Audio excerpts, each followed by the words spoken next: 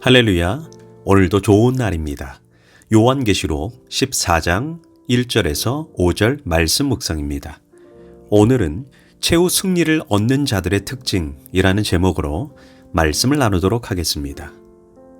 오늘 본문인 14장은 미래에 실제 이루어질 일들을 미리 보여주는 장면으로 시작합니다. 적그리스도의 핍박과 박해, 거짓 선지자들의 미혹으로부터 최후 승리를 얻은 자들이 예수님과 함께 거룩한 시온산에서 새 노래를 부르는 환희의 모습, 영광스러운 모습으로 시작합니다.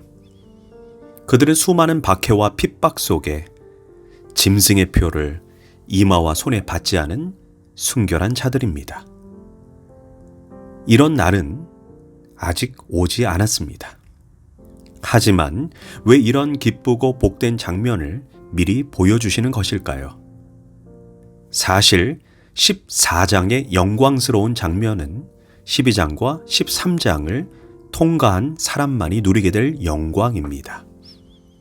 12장의 내용은 마지막 때에 사탄으로 상징되는 붉은 용이 교회와 성도들을 엄청나게 핍박하고 박해할 것입니다.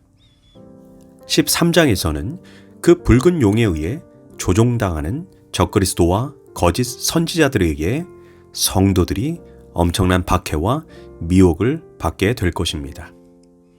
이 12장과 13장 두 장면을 종합해 보면 앞으로 엄청난 박해와 핍박이 다가오고 있지만 그 무서운 현실에 두려워하고 절망하지 말라는 것입니다. 그 박해와 핍박 뒤에 오는 하나님과 더불어 누리게 될 거룩한 승리와 영광을 미리 영적인 상상력을 가지고 보라는 것입니다. 하늘의 영광을 분명히 본 사람만이 땅의 비극을 넉넉히 이겨낼 힘이 있기 때문입니다. 무엇보다 오늘 본문은 최후의 승리를 얻는 사람들의 세 가지 특징을 말해주고 있습니다. 첫째, 그들은 타락한 세상과 타협하지 않았습니다. 4절, 이 사람들은 여자와 더불어 더럽히지 아니하고 순결한 자라. 여기에서 여자는 요한계시록 17장 5절에 의하면 세상의 타락한 세속성을 상징하는 바벨론을 가리킵니다. 그래서 여자와 더불어 더럽히지 아니하고 순결한 자라는 표현은 타락한 세상과 타협하거나 세속화되지 않은 상태를 의미합니다. 오늘날 교회와 목회자 그리고 수많은 크리스천들이 점점 세속화되어 가고 있습니다. 담배 연기가 자욱한 곳에서 담배를 피우지 않아도 내 옷에 담배 냄새가 배는 것처럼 영적인 바벨론과 같은 악한 세상에서 살다 보니 교회도 성도도 점점 세속화되어 가고 있음을 부인할 수 없습니다. 교회가 세상에 영향력을 행사해서 빛과 소금의 역할을 감당하기보다 도리어 교회가 세상으로부터 영향을 받고 있습니다. 교회 안에도 세상의 요구대로 게이 목사, 레즈비언 목사가 미국 사회에 등장했습니다. 또한 교회 안에서 선포되는 메시지가 그리스도의 강한 군사로 자기 십자가를 지고 세상의 박해를 이겨내는 거룩한 신부의 삶보다 어떻게 하면 성공하고 어떻게 하면 부자가 되고 어떻게 하면 행복해질까? 즉 세상을 사랑하게 하는 십자가 없는 메시지가 도배되는 시대입니다. 로마서 12장 12절에서 너희는 이 세대를 본받지 말고 라고 했습니다. 그리스도인들이 예수님을 닮아가려고 했어야지 자꾸 세상과 같아지려고 애쓴다면 세상에 무슨 영향력을 끼치겠습니까? 그리스도인들은 세상 속에 있지만 세상과 다르게 살 때 매력이 있는 것입니다. 우리는 세상적 가치 기준이 아닌 성경적 가치 기준을 따라야 하는 자들임을 놓치지 말아야 합니다.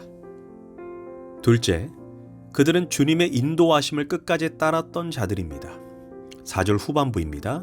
어린 양이 어디로 인도하든지 따라가는 자며 양은 목자를 무조건 신뢰하여 목자가 이끄는 대로 어디든 가는 자들입니다.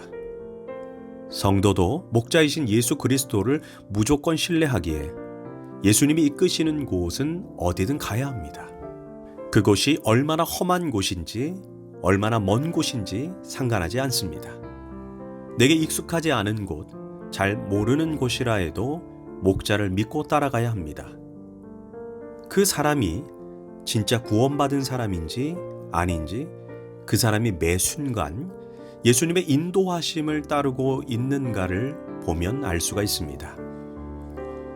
예수 믿고 구원받은 뒤부터 우리의 삶에 일어나는 가장 큰 변화가 무엇입니까?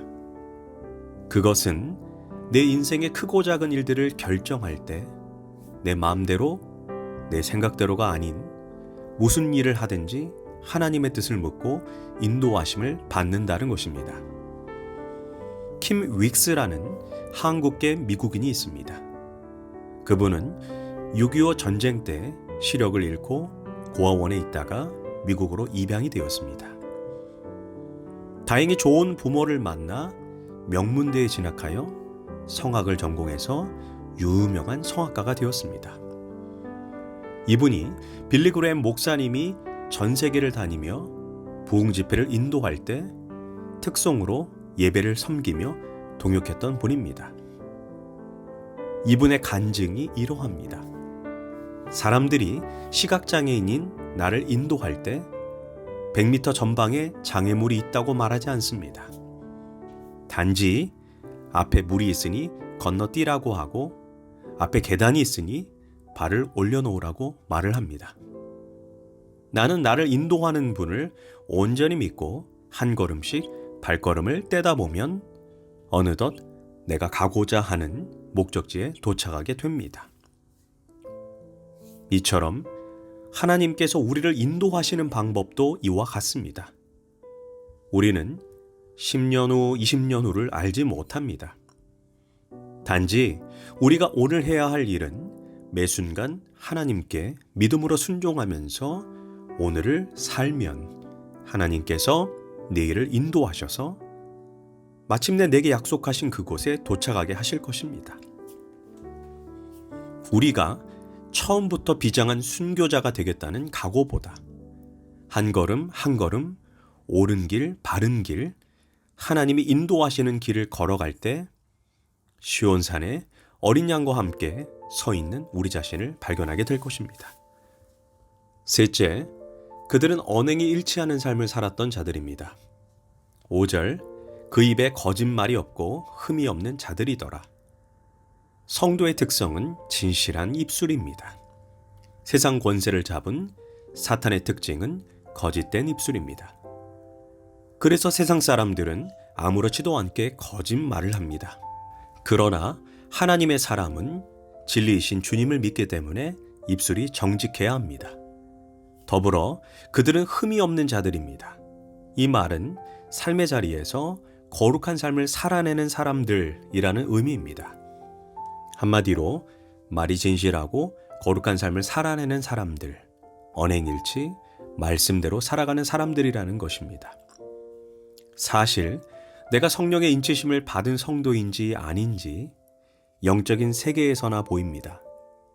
그런데 그 성령의 인치심을 받은 표식을 이 땅에서 보게 하는 것이 우리의 말과 행동을 통해서입니다.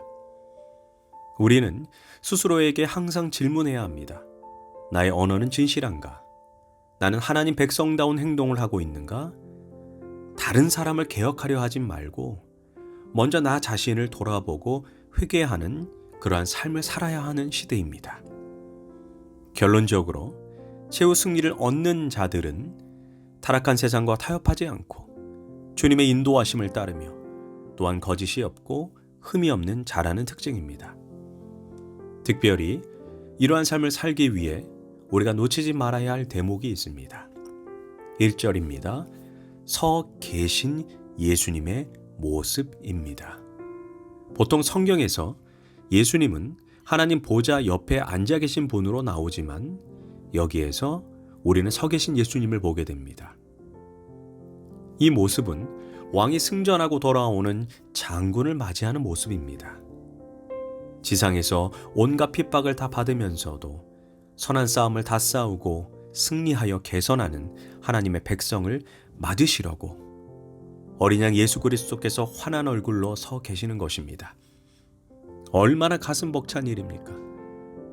잘했다 내 사랑하는 충성된 자녀들아, 나랑 영원한 잔치에 참여하자꾸나. 기도하겠습니다. 하나님, 이 세상에 속해 살지만 세상과 타협하지 않고 성경적 가치관을 마음에 새기고 순종하는 삶을 살게 하소서. 예수님의 이름으로 기도합니다. 아멘.